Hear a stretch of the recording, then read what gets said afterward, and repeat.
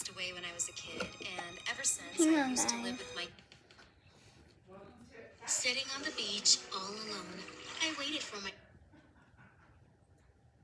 fists. But if he was... Hey, I'm Leah, and I'm so excited that I won the Me Animated giveaway on Instagram. Woohoo! Hi, I'm Alasne from a village in Brazil. Please like and subscribe. My name means miracle, and that's because Mom was totally not expecting to have me. I came into the world 10 years after my older sister Mira, and both she and my mom adored me. Since my dad left soon after I was born, Mom had to do 2 jobs to make ends meet. Growing up, Mira was always in charge of me. She was like my second mom.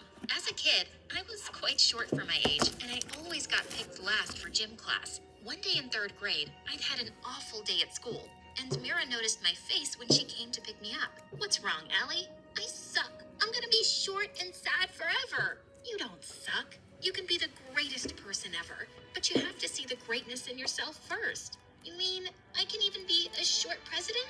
Of course. Lots of presidents are short, and you're still growing, love. Mira was the most beautiful girl in the village, and whenever we walked on the streets, boys would be falling over themselves to get her attention.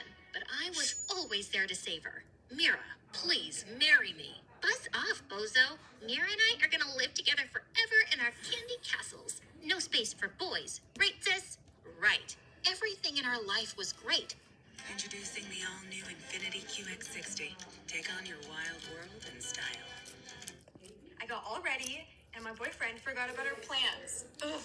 Let me text him and see what he has to say. Until one day in 7th grade, I came home to see my mom, Mira, and some strange man in the living room. I'd never seen Mira look this happy before. Allie, I'm getting married. Wait, what? My heart stopped as I looked at the man holding her hand. You can't get married. What about me? Plus, that man is quite ugly. That's so rude. Apologize right now. You lied to me, Mira. You said we'd live together forever, and now you're leaving? I can't believe this. I stormed off to my room and wouldn't speak to Mira or Mom. I wouldn't even join in any of the wedding preparations. I knew I was making Mira sad, but I was too heartbroken to care. After the wedding, Mira got ready to leave for the big city, and I watched her from my window. When she got in the car, she turned around to look up at me and blew me a kiss. Suddenly, the car started moving, and I raced downstairs. I couldn't let her leave without hugging her goodbye, but the car turned a corner and disappeared. It was too late, and Mira was really gone. While Mom would be away at work now, I'd be alone at home after school, and I had to find a way to keep myself busy. I started writing, mostly to vent my feelings and miss Mira less, but soon I really began to enjoy it. 2 years went by, and when it was time for high school, Mom gave me some surprising news. She told me that she'd been saving up to send me to a fancy school right outside of the village. But that must be really expensive, Mom. I can manage it, don't worry. You're so smart, Allie, and I want you to have the best. A few days later, I was busy writing when I suddenly looked out the window to see a boy on a horse plucking apples from our tree without even asking. I wasn't letting him get away with this. I grabbed some eggs from the table and ran after him, flinging them straight at his head. Oh my God, are you crazy? What do you think you're doing? The boy jumped off his horse and came towards me, and I noticed that he had the most extraordinary eyes, one green and one blue. How dare you take those apples without our permission? Girl, do you have any idea who I am? You can be the Sultan of Morocco for all I care. I'm from the Carlos family. My parents practically own this village. But you don't own this apple tree, and you don't own my house. So you're stealing and trespassing, sir. The boy stared at me and then smirked. You're a little firecracker, aren't you? And you've got great aim for someone with such short arms.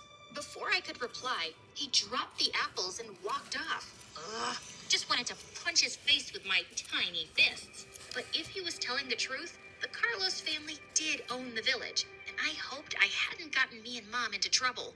A day before my new school was starting, I was beginning to feel more nervous than excited. The place would be full of rich kids, and I'd really stick out in my old clothes and shoes. But that evening, a huge package arrived at our door.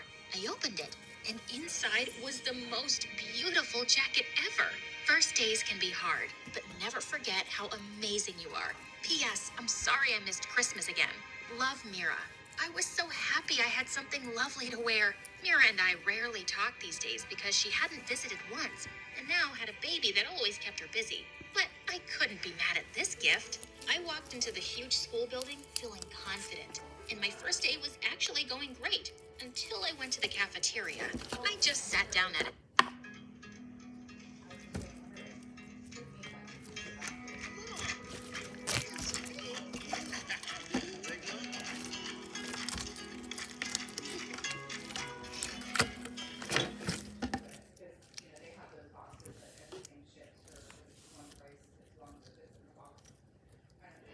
Here's Liz, whose bladder leaks drop in uninvited. But instead of period pads, she brought toys ultra thin.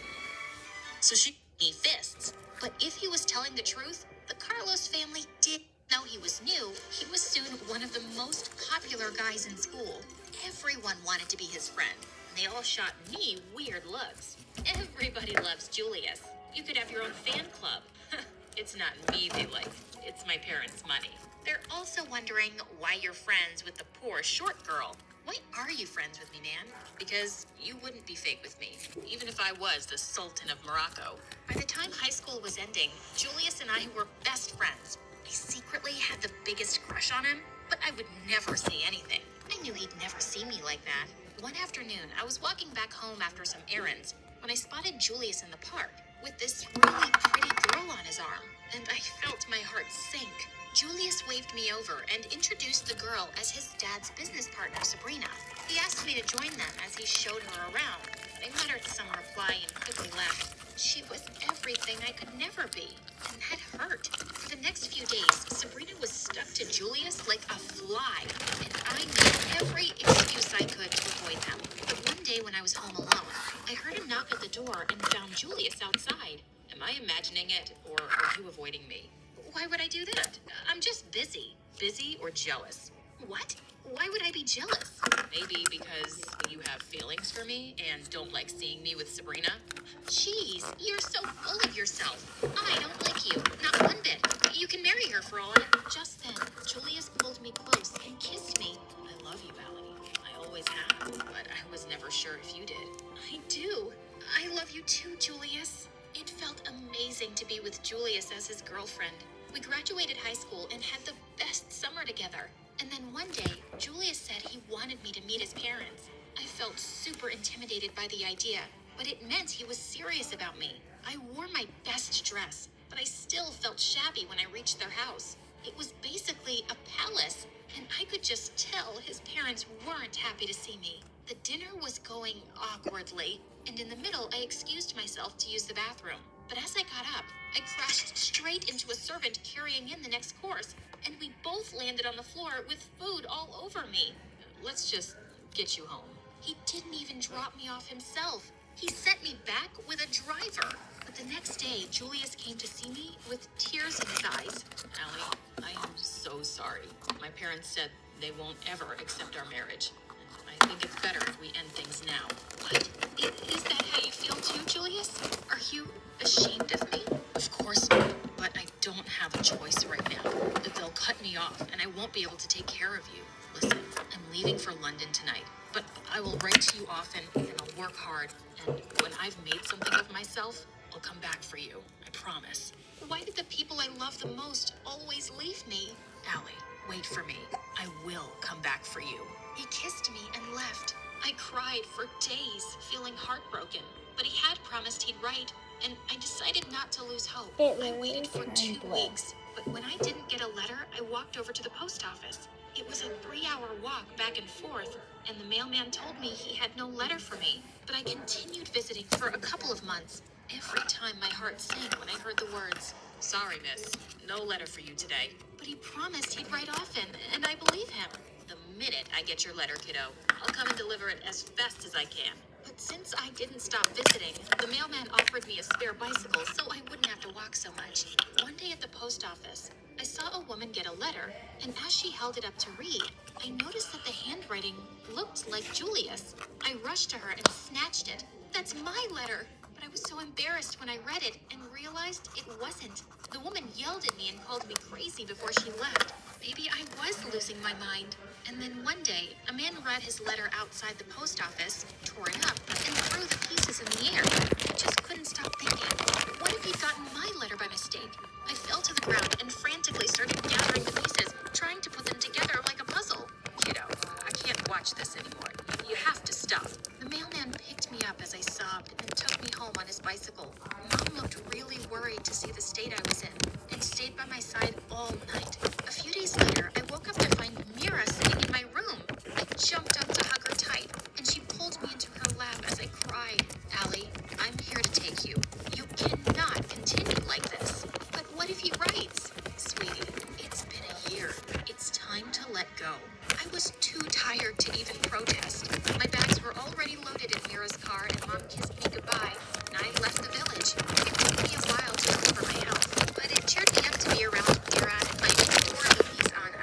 One day as I was playing with her, Mira walked into the room holding my old notebooks. I found these in your stuff, and Allie, these stories are beautiful. You should definitely start writing again. Do it, Cookie. And Anna, at first, I did start writing stories just for my niece. Mira also started guiding me about writing programs I could apply to. I joined a university close to her, and by the time I graduated, I already had a novel that I soon got a publishing deal for. To my shock, the novel met with huge success instantly, and I became rich. I moved to a small apartment in the city. Oops. I'm gonna show you a Shark Week cookie. Happy Shark Week. We can continue. And I convinced Mom to come live with me. Life was good. And then one day, as I was attending a book signing event, I heard a voice that made my heart stop. Can I have your autograph, please? I looked up into those eyes, one green and one blue. It was Julius. I stared at him in shock, and then I felt a wave of rage. Without a word, I picked up my bag and left the event from the back exit. But he followed me. Allie, wait. Please, just listen to me. How dare you show up just like that? You have no right to speak to me, and I don't want you anywhere near me. Leave me alone, Julius, or I will scream for help. But he blocked my way and took something out of his coat pocket, which he shoved into my hands. These are all my letters, Allie. I wrote to you, just like I promised. You just never got them. I stared at the letters and then started to cry. Julius led me to a bench, and as we sat down, he explained everything. I was devastated when you never replied. I thought you'd decided to forget me and move on. And then my mom told me you'd gotten married and left the village, and I gave up completely. But a few months ago, I finally came back home because my dad died. And Allie, I found all my letters in his closet. Mom confessed that Dad had bribed and threatened the village mailman to make sure my letters never reached you. I couldn't believe that we'd gone through years of heartbreak and anger because of his evil parents. And I had been right to believe in him. I've missed you more than I can ever say. I know exactly how that feels, Allie. And with that, he kissed me, and we held each other close for the longest time. We got married soon after, and it was the happiest day. Life with Julius was amazing, and I was so excited to have kids soon. But one evening, he came home with a really serious face. Allie, there's something I've been meaning to tell you. I can't have kids. The doctors told me a while back. I just didn't know how to tell you. I felt my world crashing down. You knew before we got married? How could you keep something like that from me? Did you just come back into my life to hurt me? Before he could even say anything, I left the house in tears and went straight to Mira. I told him not to contact me for a few days as I thought things through. I'm not angry because he has a problem. I'm angry because he kept it from me. I don't know if I can forgive him. Of course you can, and you will. It's Julius. After everything you've been through, you're finally together, and I guess he was just afraid to lose you. You can make this work, Allie. She was right, as usual. I went back home to find Julius standing on the balcony, and I took his hand. Julius, We'll adopt kids, as many as we want. As long as we're together, I don't care about anything else. I love you. Oh, Allie, I love you too.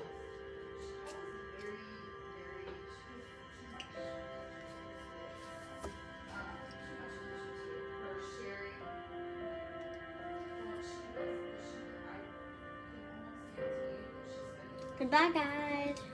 Happy Shark Week. Woohoo!